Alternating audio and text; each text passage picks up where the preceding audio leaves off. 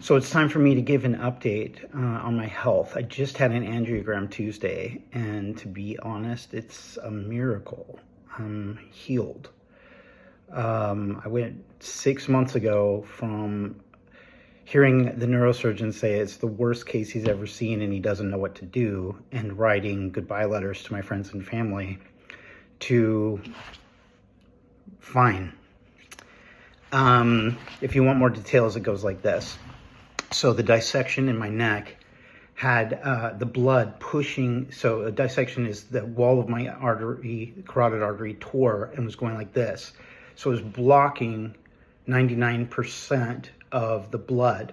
And to make things worse, right here was a trapped with the flap was a blood clot that could give me a stroke. So it was pushing the flap even harder, and if it got lodged, it would give me a stroke. Then it tore up into the cranium in a place surrounded by bone, the place where it goes through a tunnel. And in that, there was a pseudoaneurysm. So let's say that this is the artery. Pseudoaneurysm means it didn't pop, it kind of just bulged without popping, like a bubble. And so the artery came out like this, and this was filled with blood, this about 2.5 to 4 centimeters and about 4 millimeters wide. So it was putting pressure on the artery so that this was also closed about 95 to 99%. And there was a danger that this could pop. And again, this was unreachable. You couldn't stent it and blow up the artery artificially because the pseudoaneurysm is there and it's surrounded by bone. So there really was like a what do we do situation. So what the doctor decides is, well, he has a big team and they decide we're just going to pump him full of anticoagulants and watch it carefully.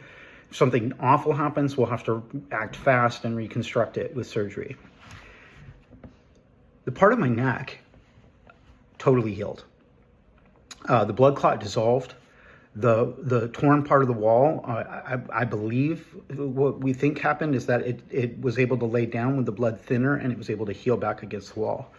But this part in the cranium, in the tunnel, the doctor said it was too developed of a structure, and so it probably would never go away. Instead, what happened, and this is what's kind of crazy, is that it has this thing, this pseudoaneurysm out here, and it's like a cul-de-sac. There's no blood coming out here unless it was to break. But what it does is it heals up against the artery, and then at this point where they're touching at the end, where it was a cul-de-sac, now it's touching the artery, and this opens and the artery opens, and so now the blood is flowing through the pseudoaneurysm as though it's just another lane. So I have one artery, then it becomes like a 2-lane highway, and then it becomes like a 1-lane highway again. And the blood, when he did the angiogram on Tuesday, the blood is flowing through it now. So there's no pressure building up and shrinking the artery. And in fact, it's almost like nothing happened except for there's a little division. So it's like my carotid artery is like a 1-lane highway, then it becomes a 2-lane highway in my cranium, and then a 1-lane highway, which essentially is a miracle. It's a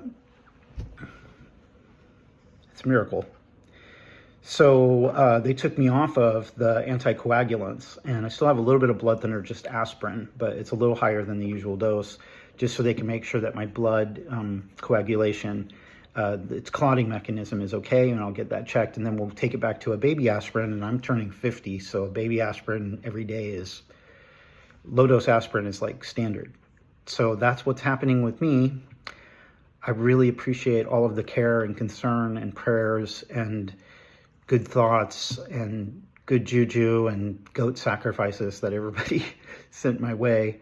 And I'm just super, super grateful. Super grateful for all your love, and very glad that I get to be here because my life is really good. Thanks.